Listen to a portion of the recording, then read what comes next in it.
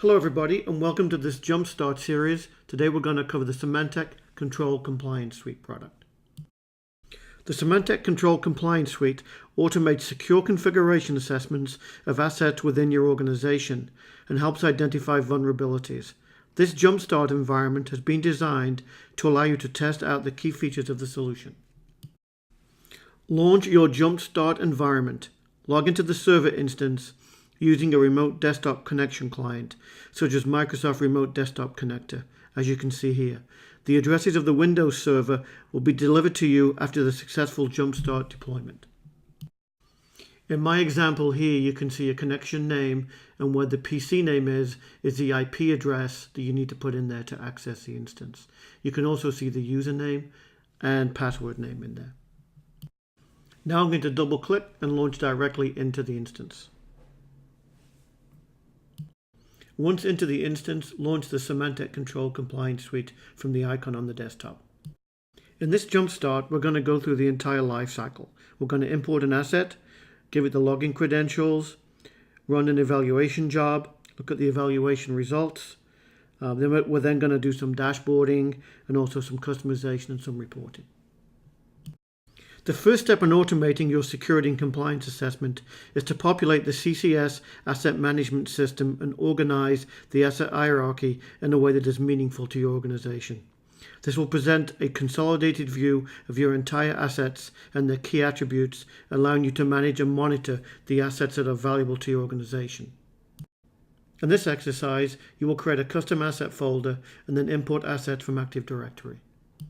From the home page, mouse over to Asset System and select Assets from the menu. In the Asset System View Tree pane, right-click the Asset Systems folder. Select New Folder from the shortcut menu. In the Create New Folder dialog box, type Endpoints and click OK.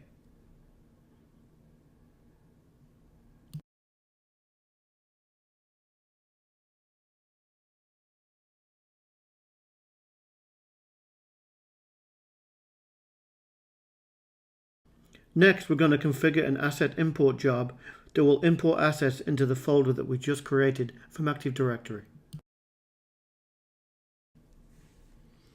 From the Asset System taskbar, click Asset Tasks and Import Assets.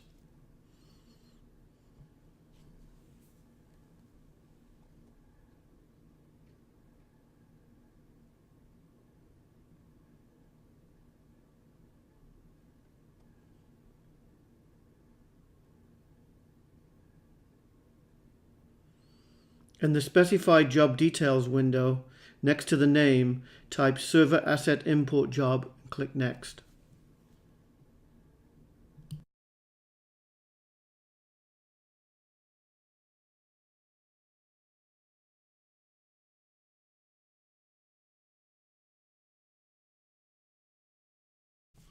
In the Define Assets Import Source window, select the following from the drop-downs. For asset type, select Windows Machine. For source type, select Directory Server LDAP.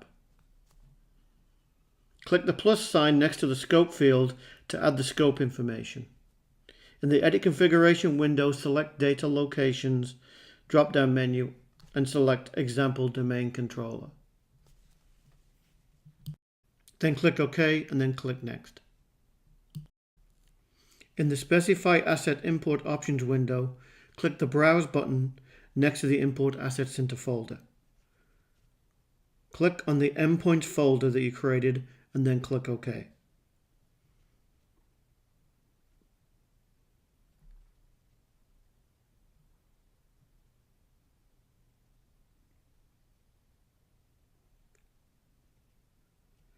Check the box next to Specify Additional Asset Import Rules and then click Next.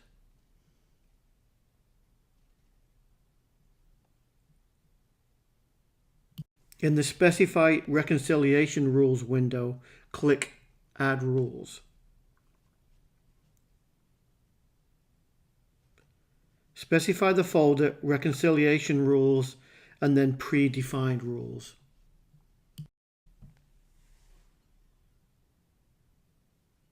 In the right pane of the window, click on the Set CIA Values before adding asset, and then click Add.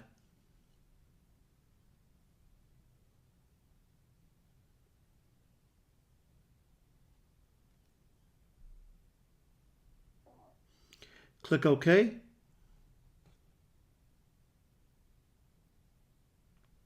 And then click Finish to start the job.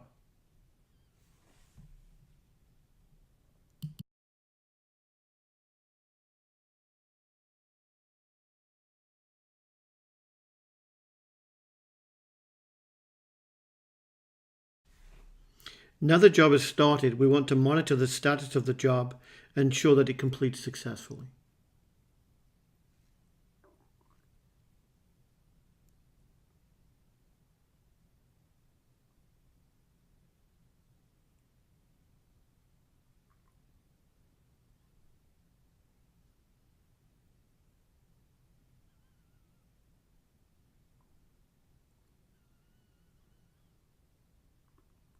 Mouse over the Jobs button on the left pane,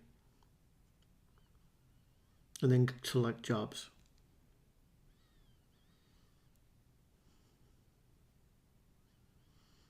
Now we're going to look at the job that we created. Select and right-click the Server Asset Import job. The job should take approximately 3 minutes to complete. So once you've right-clicked, you can say Refresh Selected Job, and you'll be able to see when the job actually completes. This may take, like I said, about 2 or 3 minutes, so once in a while, keep hitting refresh.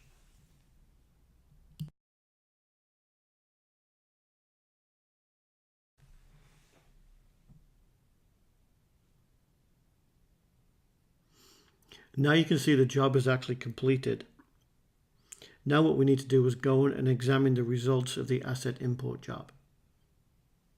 So click Asset System and then click Assets.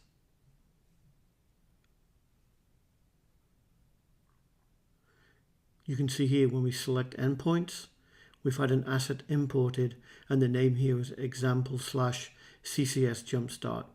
This is actually a Windows machine. We're going to use this Windows machine next. Now mouse over the admin selection on the left hand side and pick Credentials menu.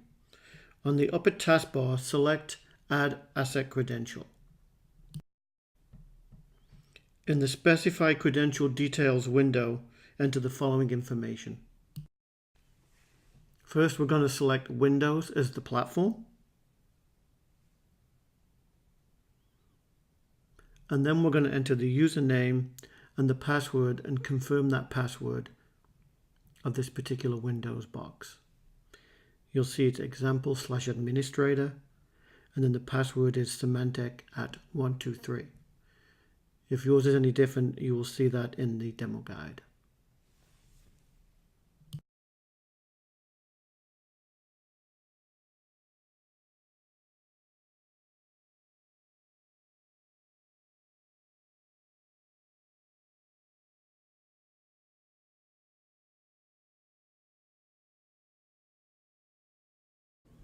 Now click Next. You may get this message, just ignore it, say yes. In the tree window view under Asset System, highlight the Endpoints folder.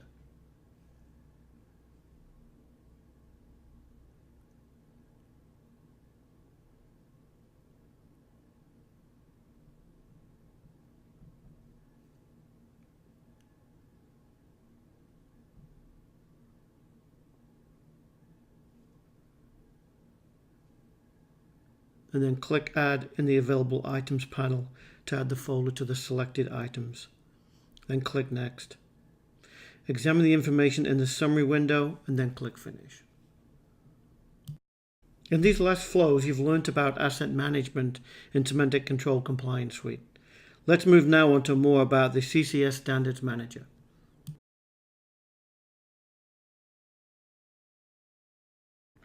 The Standards module in CCS automates the assessment of technical controls and security standards and helps you to evaluate the security posture and compliance status of your enterprise network. Mouse over to Standards and Policies from the left pane and select Standards from the menu. Select and right-click on the CIS Microsoft Windows Server standard under the Windows tree item. Click on the Run Collection Evaluation Reporting. In the Select Assets window, enter Server 2012 CIS Evaluation in the job name field.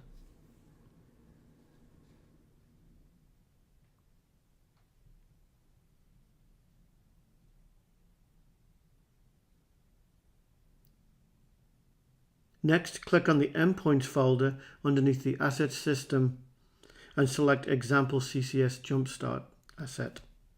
Click Add and then click Finish.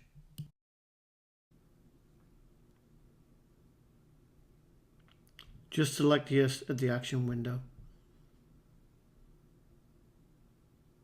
and then say OK.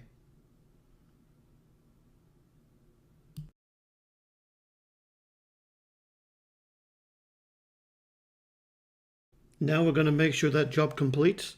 Mouse over to the Jobs from the left pane and select Jobs.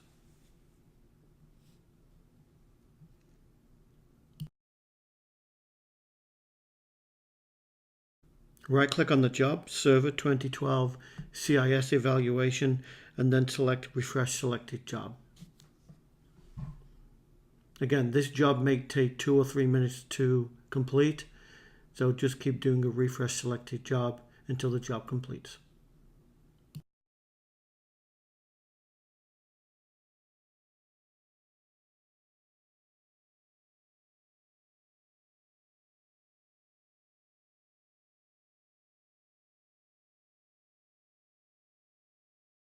Now we're going to monitor the results of this now the job's completed. So right click on the job and then select Evaluation Details.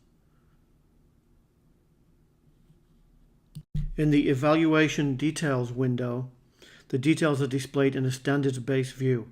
From here you can see how the assets did against the CIS standards for Windows Server 2012. Note the compliance score displayed in the pie chart. From this view you can also see the numbers passed and the numbers of failed checks. Next, at the top of the screen, select the radio button for Asset-Based View. This will pivot the view to provide details based on each system and the checks.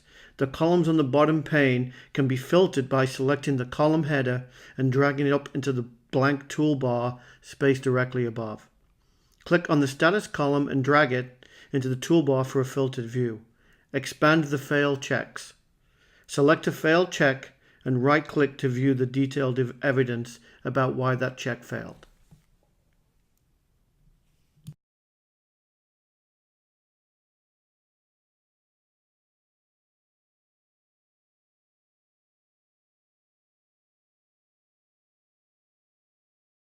Next, we're going to move on to the data synchronization, metrics and trending.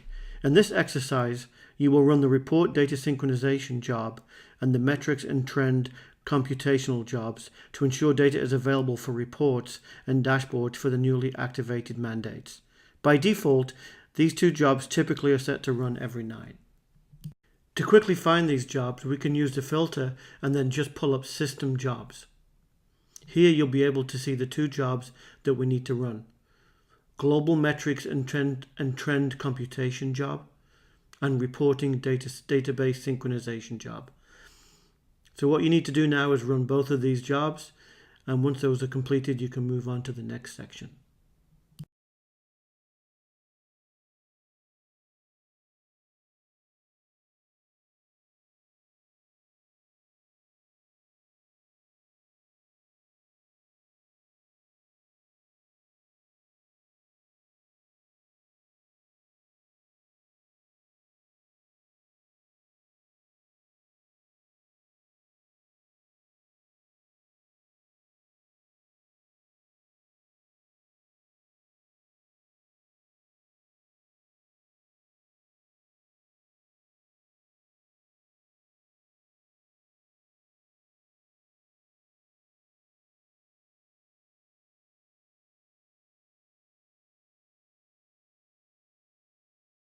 In this next section, we're going to start looking at CCS reports.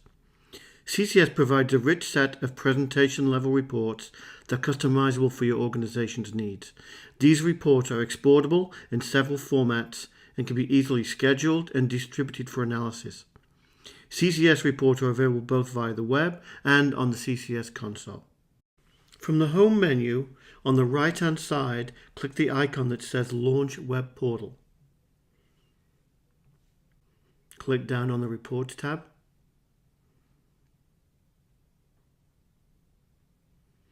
And then under My Report, you can see a top 10 failed checks for Windows. Let's drill down into this particular report.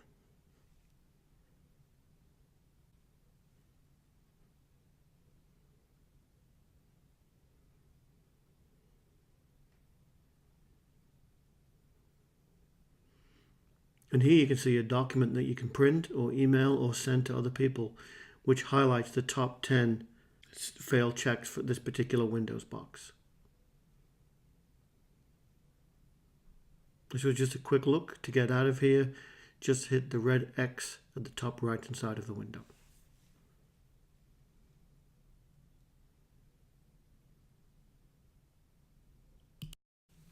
Let's look at CCS dynamic dashboards. Another way to report on the information within CCS is to use the web-based dynamic dashboards. This provides a real-time visual representation of key elements collected from your organization. CCS provides several out-of-the-box dashboards which have been designed with a particular business purpose in mind. Each of the dashboards contains a collection of panels with its own type of data. A panel can be either a graph or a table. You can filter most panels to perform analysis of the data or to refine the scope of the data. The dashboards within CCS are fully customizable. The solution allows you to build any number of dashboards using your own panels based on the data, subjects, and filters you choose. Launch the web portal again, and then when the CCS web homepage is displayed, select Dashboards.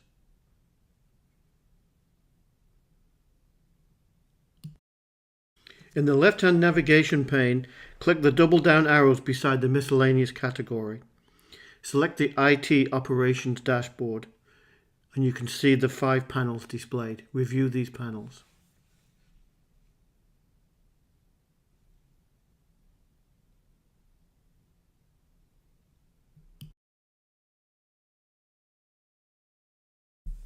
In the middle panel at the top, entitled Top 10 Failed Checks by Standard, click on the Maximize button. It's the top right corner of the panel.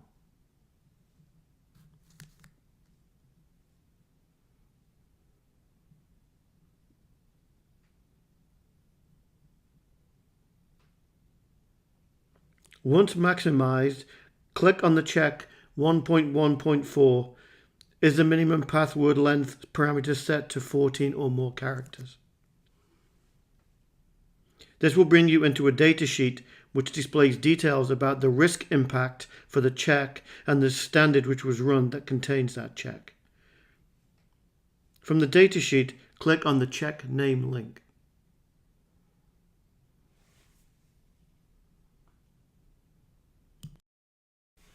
This displays specific information on the check to include remediation suggestions. When you scroll down the page, you will see the control statements which the check is currently mapped to.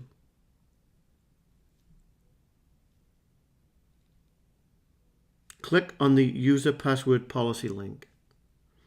Within CCS, control statements are used to link data together and then map that data back to the multiple frameworks and regulations. That data can come from checks, policies, questions from CCS Assessment Manager, SCAP rules, and third-party information. Click on the back button on the browser, and then click on the CIS Microsoft Windows Server 2012 R2 link under the Map Standards area. This will show the details of that particular standard and what checks it consists of.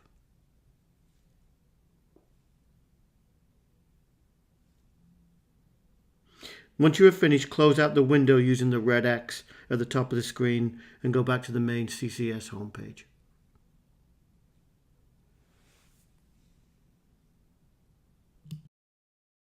Thanks very much. This is the end of the Symantec Control Compliance Jumpstart for Oracle Cloud Infrastructure. You can find more details at symantec.com, then pick Solutions, and then pick Oracle Cloud. Goodbye.